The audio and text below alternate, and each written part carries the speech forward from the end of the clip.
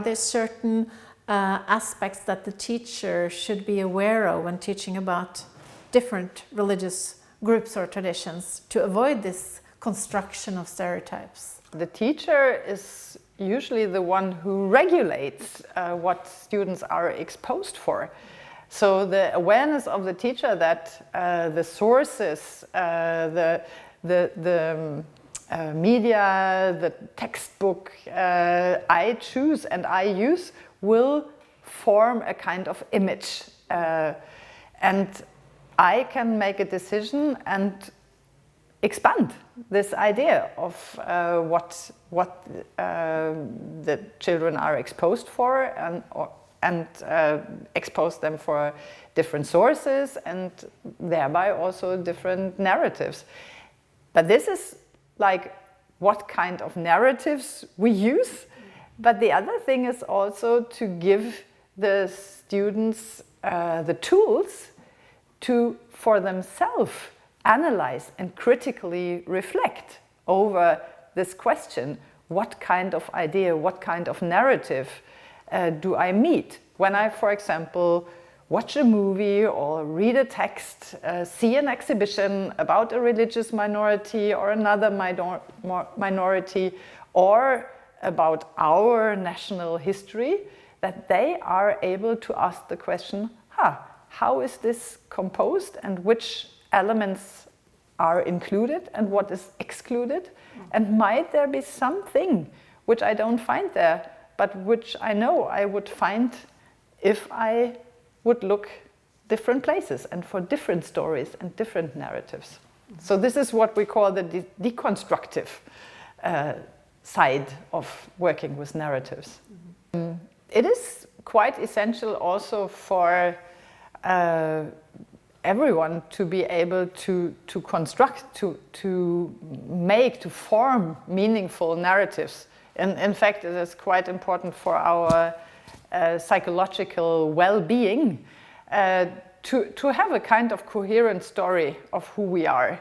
And even, for example, how we came ourselves through crisis and so on. So this is what we also call the constructive part of narrative competence. But the other side, which you just mentioned also, is when I identify some narratives I'm exposed for or I'm meeting, that I can form a different kind of narrative. And this is what we also can call counter-narratives. And this is, of course, is especially important when it comes to narratives which communicate othering, hatred, stereotypization. That I can make a decision, I want consciously to form another kind of image about this particular group. I'm watching out for elements which can be included and stories we can tell which widen and expand this limited kind of narrative. About another group, but or even about a nation. Yeah, and even about the group I'm belonging to, because these narratives which are static and limiting, for example, national narratives, they also make it difficult to be an individual who doesn't fit in. So there is a narrative about my group, but I don't fit in. So you need to be able to make a counter-narrative.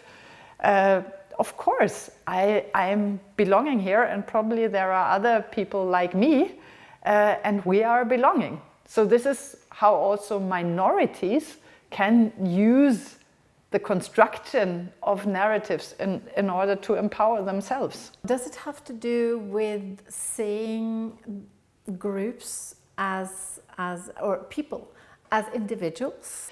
It is important to represent members of any group as individuals, because that shows their humanity, their diversity, that even if there might be certain traits in groups, everyone is not the same.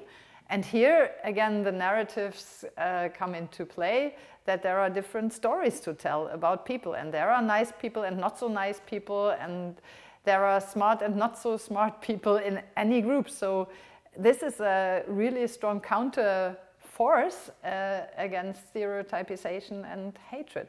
It's probably very important not only to focus on religion as something big and cultural, like there are these traditions and there are these traits in the religion as such, but that there is a lived religion, that there is religious practice, and that there are people, individuals, different groups who may practice religion in different ways, and that when you, especially when you then look at other groups, you have a better chance to identify equal things and not only differences.